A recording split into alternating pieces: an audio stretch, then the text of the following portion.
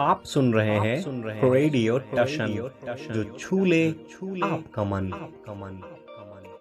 भारत को जीतने के लिए चाहिए केवल 4 रन। अगली गेंद उठाकर ऊंचा लंबा स्ट्रोक, ये दर्शक दीर्घाओं में जाकर गिरेगा। जोरदार जवाब महेंद्र सिंह धोनी का छक्का और भारत विश्व विजेता। नमस्कार, गुड इवनिंग, शुभ संध्या।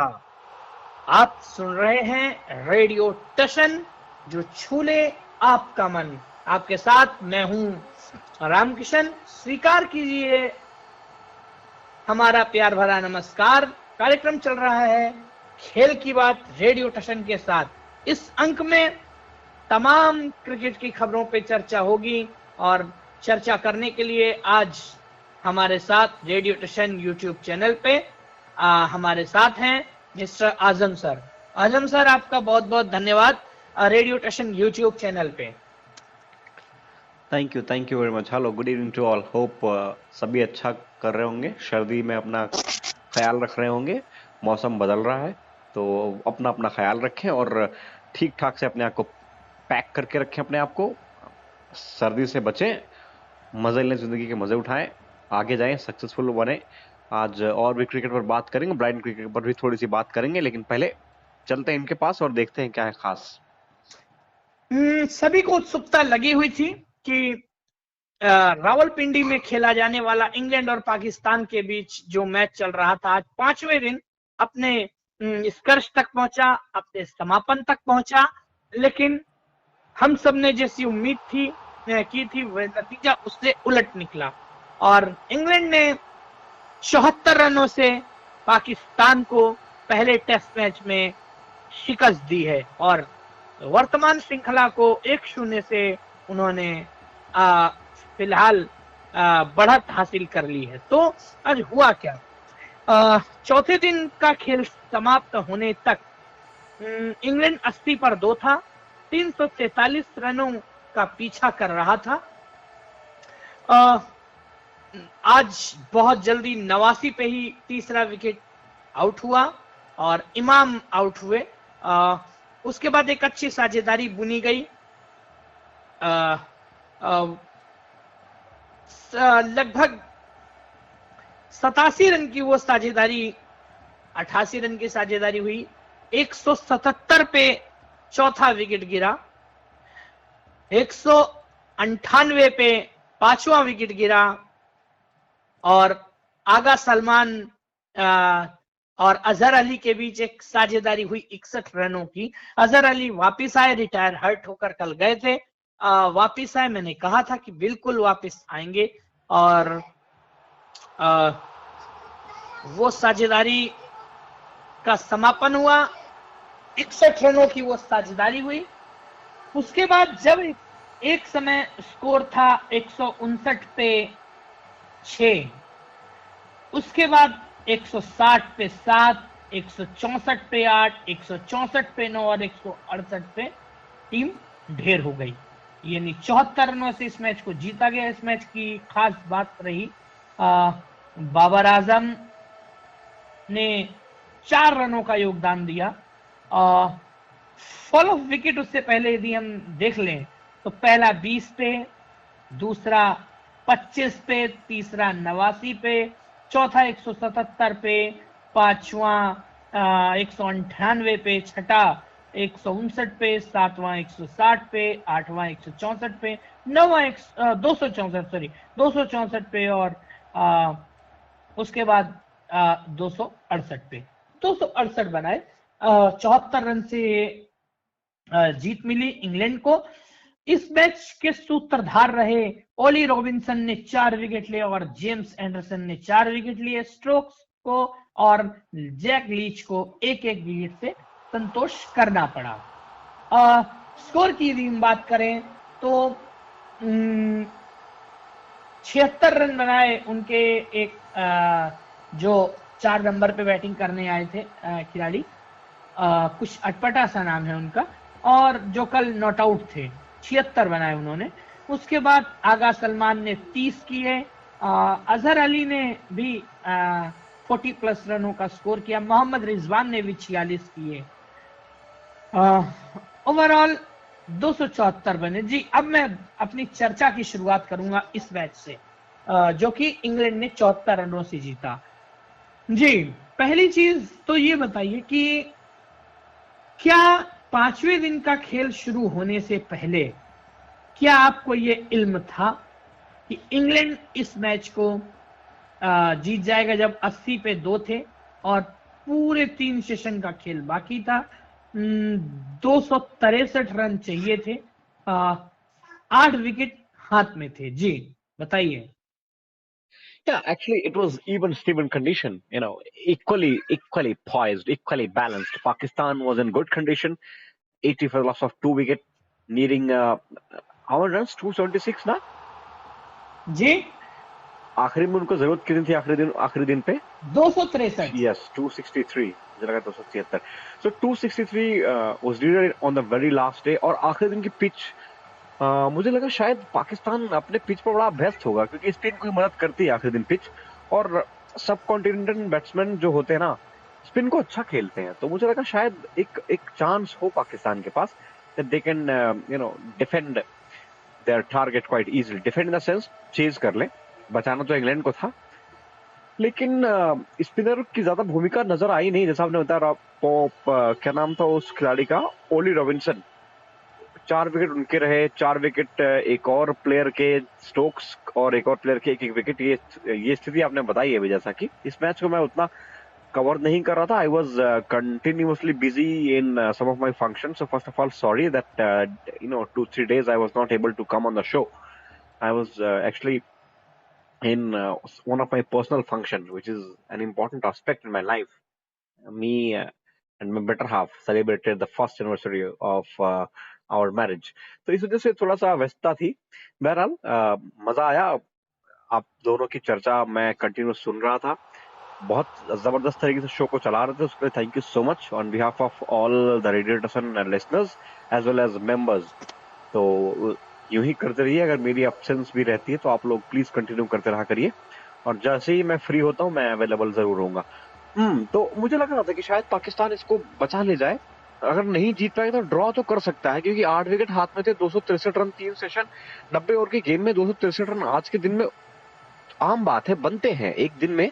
हाँ, इस बात को देखते हुए थोड़ा सा मैं संशय में था कि 5वां दिन है, कहीं ऐसा ना हो विकेट अगर एक गिरे तो दूसरा पतझड़ की तरह गिरने लगे। वही हुआ कुछ, एक बीच में ठीक ठाक पार्टनरशिप हुई 70 प्लस के आसपास, लेकिन उसके बाद सिचुएशन बिगड़ती गई और अंततः 74 रनों से England have registered first win in the series with what I can say good confidence, actually एम्फैटिक win.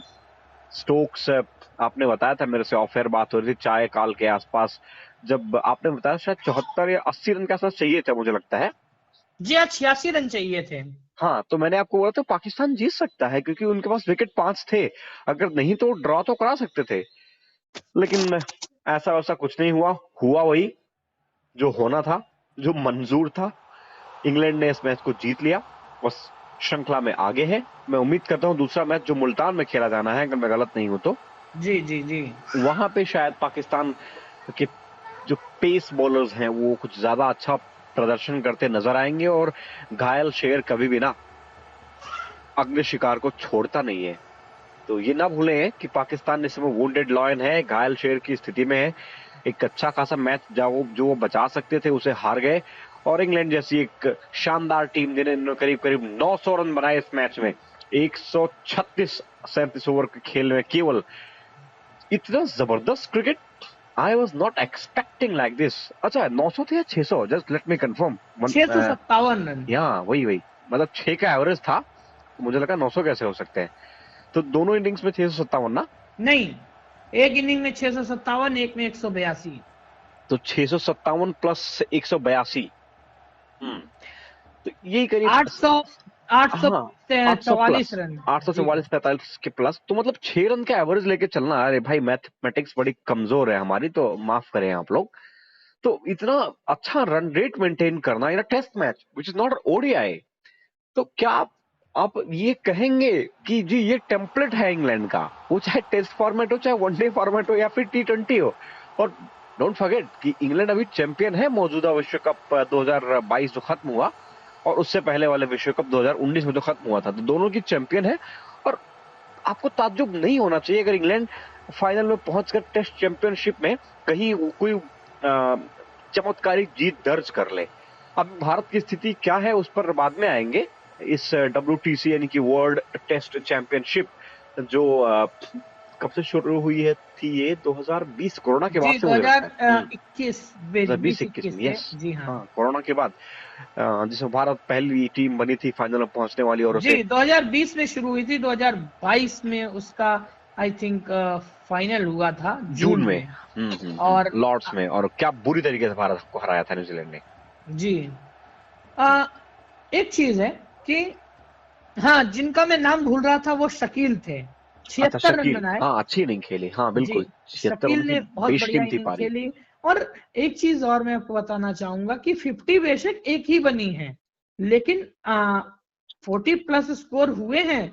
देखिए इमामुल हक के 48, अजहर अली के 40 और मोहम्मद रिजवान के 46, तो कंट्रीब्यूट किया सबने। सही मायने में मुझे लगता है कि पाकिस्तान ने एंडरसन के खिलाफ प्लान बनाया था, लेकिन बीच में आ गए रॉबिन्सन और वहीं पे कहीं ना कहीं थोड़ी सी चूक हुई, जिसका फायदा उठाया बाबर आजम।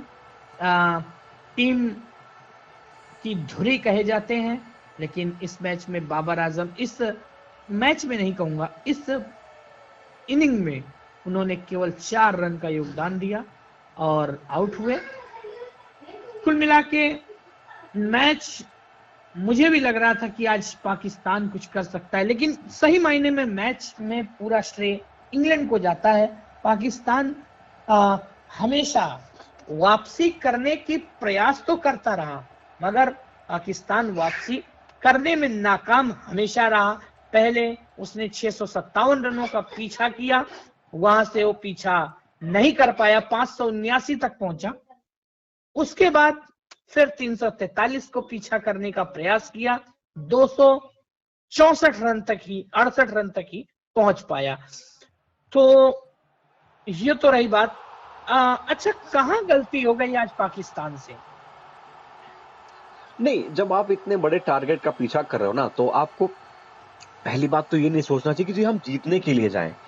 पहले अपना सेशन वाइज सेशन अगर चीजों को निकालते जाते, जैसे कई बार भारत करता आया है, कई विपरीत परिस्थितियों में ऑस्ट्रेलिया करता आया, इंग्लैंड करता आया है, वो पाकिस्तान से शायद चूक हुई। उन्होंने लगा कि चलो अप एंड एंटी यानी अप एंड ओवर वो वाली गेम खेलते हैं, क्या पता जीत जाए। और हो सकता है उनका अप्रोच सही रहा हो। हालांकि बाबर आजम ने कहा मैच के बाद कि जी हम ना मोमेंटम नहीं मेंटेन कर पाए, हमारे लगातार विकेट्स गिरते रहे, जो एक कारण बना हमारी हार का। और मैं समझता हूँ सही था वो। अगर आप इतने बड़े लक्ष्य का पीछा कर रहे हैं 5वें दिन की पिच पर, तो आपको धैर्य से खेलना चाहिए। ये सोचना चाहिए कि मैच हम बचा लें। इट्स ऑल राइट कि जीतने के लिए सभी टीमें खेलती हैं, but again Pakistan would have played more consciously, what I can say more application they would have shown, लेकिन ऐसा कुछ हुआ नहीं। तो ये एक वजह रही कि 74 रन से उन्हें गंवाना पड़ा इस मैच को, वरना मैच अच्छा हो सकता था, और अंत तक जा सकता था, और क्लोज जा सकता था। टेस्ट मैचेस के रिजल्ट आने लगे, बड़ी अच्छी बात दर्शकों के लिए है। सब एंजॉय करते हैं, टेस्ट मैचेस को देखना पसंद अभी भी लोग करते हैं, क्राउड आता है। लेकिन मैं पहले भी आपसे कहता आया हूं, अभी कह रहा हूं कि क्रिकेट का जो मूलभूत ढांचा है ना, टेस्ट मैच, उसमें बदलाव की आवश्यकता है नहीं। टेस्ट मैच को लोगों ने एकदम T20 बना के खेलना शुरू कर दिया है, और ये सही है कि रिजल्ट आते हैं इससे, लेकिन आपको भट्टी जो आपकी है ना क्रिकेट की, जो पकने की जो जगह होती है, वहां आप अगर इस तरह के अननेचुरल शॉट्स खेलेंगे तो वो ठीक नहीं है। मैं समझता हूँ टेस्ट मैचेस को टेस्ट मैचेस जैसे ही खेला जाना चाहिए, उसमें कोई बदलाव की आवश्यकता नहीं है। आप हर ओवर में 20 रन बनाएंगे तो फिर वो टेस्ट मैच कहना अच्छा नहीं लगता है। इट्स ऑल, आप 2-4-6 मिडन ओवर जाते अच्छा लगता है कि हाँ भाई टेस्ट मैच चल रहा है। वो वाली एप्लीकेशन पाकिस्तान को दिखानी चाहिए थी उस समय। ठीक है, इंग्लैंड के पास एबिलिटी थी, वो अपने एक टेम्पलेट पे खेल रहे हैं, इट्स ऑल राइट, वो उनकी गेम है।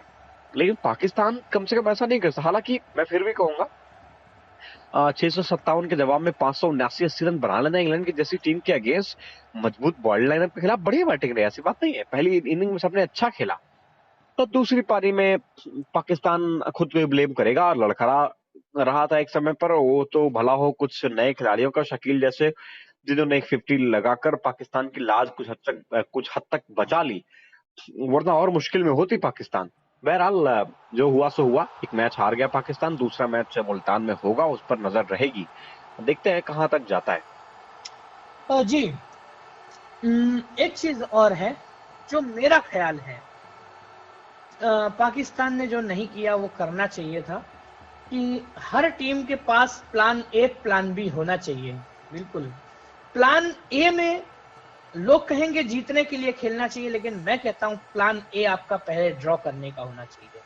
प्लान बी आपका तब जीतने का होना चाहिए जब आप आखिर तक पहुंच जाएं, आपके 3 या 4 विकेट गिरे हों, और वहां से यदि आपको 100 या 125 रन चाहिए, फिर आप प्रयास कर सकते हैं अतिरिक्त। लेकिन यहां ऐसा हुआ नहीं, निरंतर जीतने के लिए ही पाकिस्तान खेलता रहा। इसके नमूने मैं आपको बताता हूं।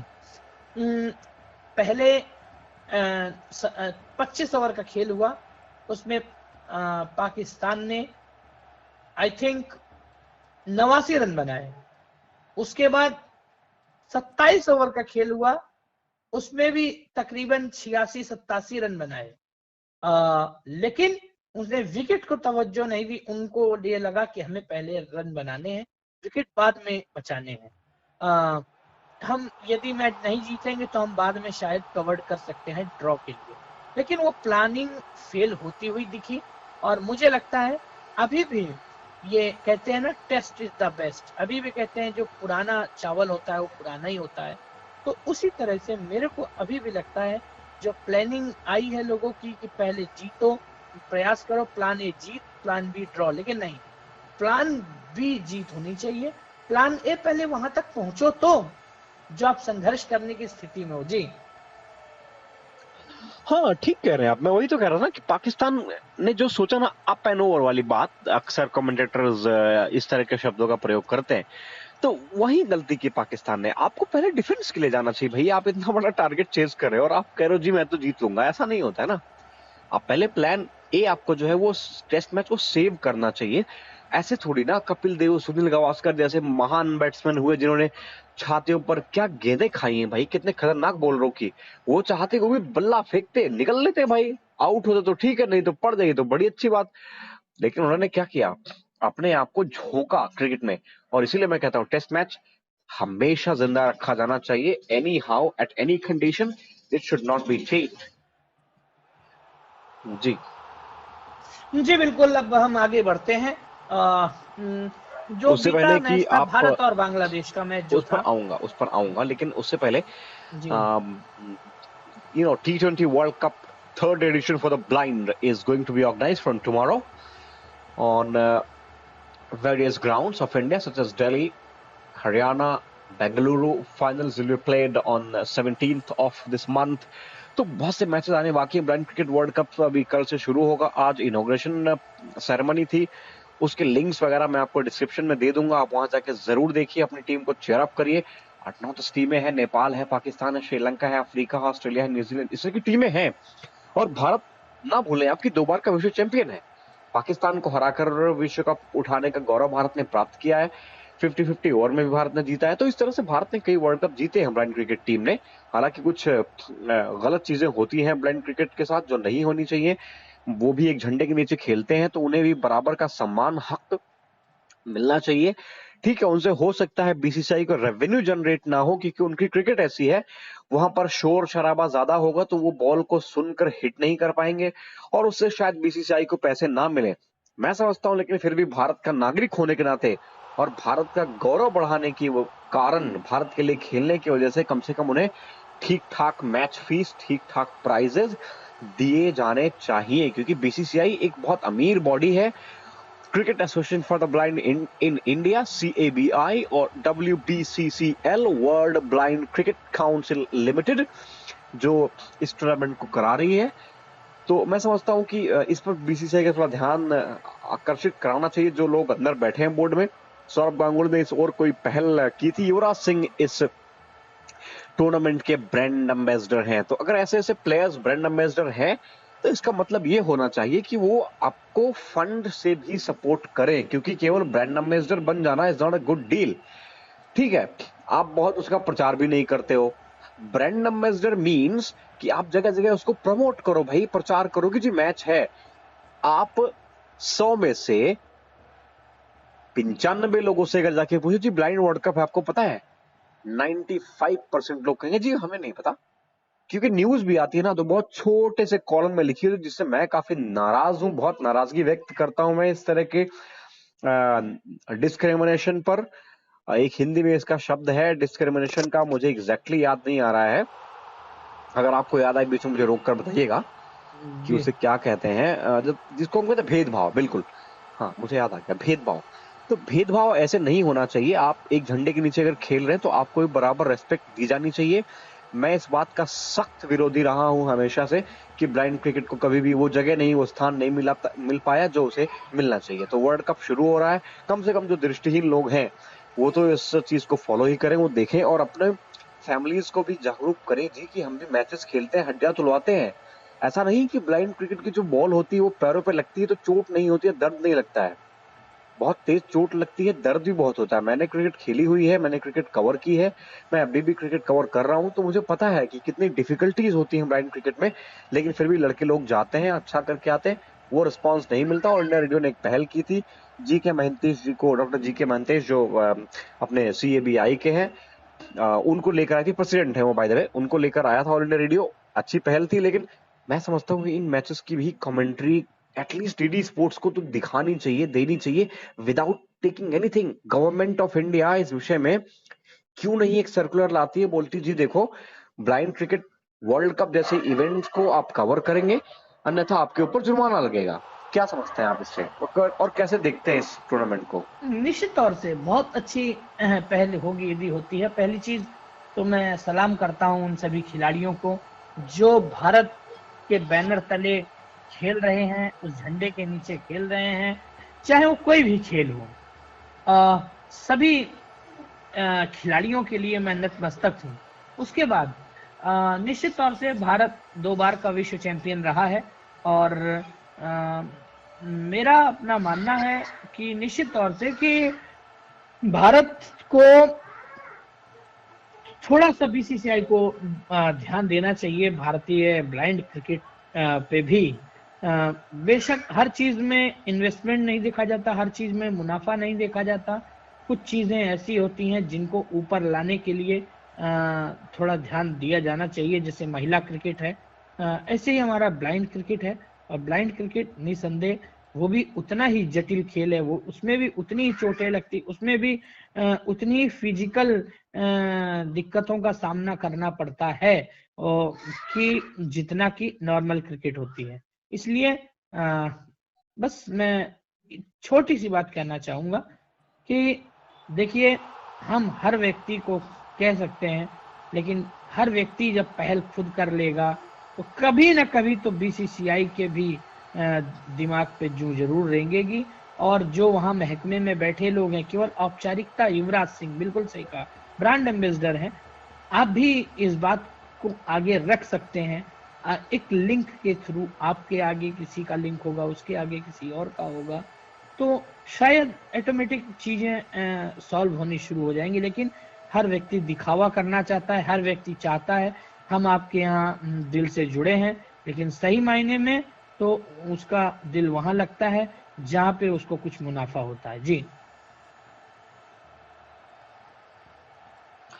तो वही बात है, आप लोग देखिएगा, मजे करिएगा। लिंक आपको डिस्क्रिप्शन में मैं दे दूंगा, या तो cricket association for the blind in India CABI का YouTube चैनल है, उसे आप सब्सक्राइब कर लीजिएगा, नोटिफिकेशन घंटी बजा लीजिएगा। भाई अपने चैनल का प्रचार छोड़ के उस चैनल का प्रचार कर रहा हूँ, तो कुछ समझिएगा कि मैं किस भावना से कह रहा हूँ।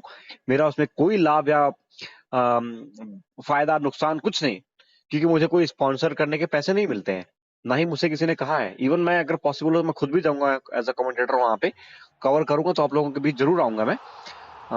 मैंने कवर भी किए कई नागेश ट्रॉफी टूर्नामेंट्स, अक्सर होता है भारत में। नागेश जी बहुत क्रिकेट को पसंद करने वाले, ऊपर उठाने वाले लोगों में से थे, दृष्टिहीन थे, उनका निधन हो गया था कुछ सालों पहले। उनकी याद में ये ट्रॉफी खेली जाती है जो वर्ल्ड कप के बाद खेली जाएगी, निर्धारित है। खैर अभी इस खबर से थोड़ा देखिए, इतनी लंबी तो कम से कम ये बात होनी चाहिए। जैसे आप कॉलम देखते हैं ना, जरा सा लिख देंगे जी दृष्टिहीन वर्ल्ड कप कल से शुरू, पहला मैच फलाने फलाने के बीच यहाँ खेला जाएगा, बात खत्म। इससे आगे कोई बात नहीं होती है, जो बिल्कुल गलत है, नाइंसाफी है। मैं समझता हूँ इस पर तुरंत एक्शन की जरूरत है, अदरवाइज शायद जो दृष्टिहीन क्रिकेटर्स है ना वो डीमोटिवेट होने लगेंगे, और डीमोटिवेट अगर एक बार हो गए ना तो भारत को जीतने के लिए लाले पड़ जाएंगे, क्योंकि अच्छे क्रिकेटर्स मिलेंगे नहीं।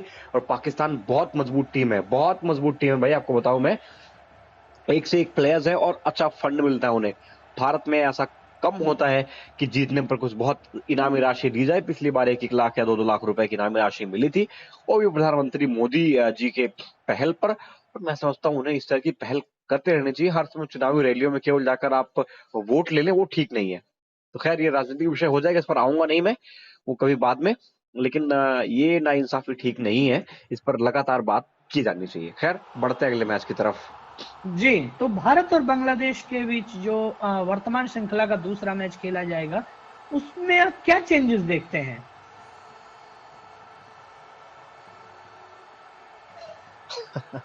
मुझसे चेंजेस पूछ रहे हैं मैं थक गया बता कर। KL Rahul, I don't believe that he is in scheme of things as far as one day cricket is concerned. I really don't like him, not as a person, not as a player, but the attitude which he is showing is not acceptable at all. मतलब KL Rahul अच्छे इंसान होंगे, no problem, अच्छे batsman हैं, talent की कमी नहीं है, नो प्रॉब्लम, लेकिन ये कहकर आप किसी इंसान को कितने दिन तक ढो सकते हैं, दैट इज इंपॉर्टेंट। तो मुझे लगता है ना कुछ हार्श डिसीजन लेने पड़ेंगे। विराट कोहली ठीक है, वर्ल्ड कप में अच्छा खेल कर आए हैं, लेकिन मैं अभी भी समझता हूं कि जो अपने आप को महान प्लेयर्स कहलाते हैं, कम से कम उन्हें भी डोमेस्टिक क्रिकेट में भेजना चाहिए कि जी जाइए आप वहां परफॉर्म करके आइए, दिखाइए हमें कि आप अभी भी कितने केपेबल हैं हमारे यहाँ खेलने के लिए, क्योंकि हमारे पास प्लेयर्स की कोई कमी नहीं है और टैलेंटेड प्लेयर्स हैं। ऐसा नहीं है कि आपने अगर एक बार विराट कोहली या केएल राहुल में इन्वेस्ट कर दिया तो जी आपके वो लाइफ टाइम के पूंजी हो गए। ना ना ना, म्यूचुअल फंड नहीं है ये कि बस एक बार आपने स्कीम में पैसे खर्च कर दिए बस जी वो आपको रिटर्न देंगे ही देंगे, ऐसा नहीं है। म्यूचुअल फंड भी जो है ना वो खतरों के अधीन आता है जनाब। वो भी जरूरी नहीं कि आपको उतना रिटर्न दे दे जितना आपने एक्सपेक्ट किया हो। आप 4 लाख लगा के 40 लाख अगर एक्सपेक्ट कर रहे हैं, हो सकता है आपको 6 ही लाख मिले, हो सकता है आपको 4 लाख में ही संतुष्ट रहना पड़े। तो ये जरूरी नहीं है कि आप जो हमेशा से आपके लिए सही हो वो सही होता चला है। ठीक है, कई लोग कहते हैं कि जी विराट कोहली ने तो या केएल राहुल ने तो कई अच्छी पारियां खेली जो पत्थर को भी सोना बना दे। It's all right, they have done a good job for India, but in this era, in this scenario, they are completely mismanaging the things. You know, मैं बहुत नाराज हूं भारतीय क्रिकेट कंट्रोल बोर्ड से, भारतीय थिंक टैंक से। बांग्लादेश ठीक है, मैं किसी का विदाउट डिसरिस्पेक्ट, वो इतनी अच्छी टीम नहीं कि भारत को उससे हार जाना पड़े। मतलब 186 रन बना रहे हो 50 ओवर के गेम में, फिर उसको डिफेंड भी नहीं कर पा रहे। 41 ओवर खेलकर आप ऑल आउट हो जाते हो। एक राहुल की पारी को छोड़कर कोई पारी नहीं आती ठीक से। सुंदर एक ठीक ठाक प्रॉमिसिंग लड़का नजर आता है, आप उसको 2 मैच खिलाओगे, बोलोगे ठीक है जी बैठ जाओ तुम तो, बस हो गया। ऋषभ पंत को हवाला दिया गया जी स्वास्थ्य खराब है। अरे सीरियसली बोल रहा जी, हमने वार कर दिया, क्या स्वास्थ्य खराब है? अभी खेल के आए ठीक ठाक, सही सलामत, कुछ नहीं था, बहाना बना दिया कि जी स्वास्थ्य खराब है। अरे सीरियसली बोलो, कहने में डर लगता है क्या कि जी परफॉर्मेंस खराब थी सो हमने बाहर कर दिया, बात खत्म। वो जमाना चला गया जबकि आपके पास प्लेयर्स की कमी हो कि बस हमको तो जी सचिन सहवाग पर ही निर्भर रहना ओपनिंग के लिए या धोनी पर ही रहना विकेट कीपिंग के लिए। आज आपके पास बहुत प्लेयर्स हैं, देवदत्त पटिकल से लेकर राहुल त्रिपाठी तक, अंशुमन गायकवाड़, तमाम रुचिराज गायकवाड़, सॉरी, तमाम ऐसे प्लेयर्स हैं जिनको मौके दिए जा सकते हैं, लेकिन भारत नहीं कर रहा है ऐसा, जो आलोचनात्मक है और जो चिंताजनक भी है कि भारत का विश्व कप 2023 में क्या होगा। जी खैर, अब समय की हमारे पास बिल्कुल भी जो है परमिशन नहीं है और अब समय बिल्कुल इजाजत नहीं दे रहा कि हम किसी भी खबर पे चर्चा करें या कोई खबर को हम आपसे साझा करें। तो इस अंक में बस इतना ही। बहुत सारा अपना ख्याल रखिएगा और जाते जाते हम आपको ये इसी खबर की ओर छोड़े जाते हैं कि आप भी विचार करिए, वर्तमान श्रृंखला भारत बांग्लादेश की चल रही, क्या भारत को सच में बांग्लादेश जैसी टीम से हारना चाहिए था या नहीं? इसी खबर के साथ हम आपको छोड़े जा रहे हैं इस अंक में। बस इतना ही, बहुत सारा ख्याल रखिए। नमस्कार, गुड इवनिंग, शुभ रात्रि।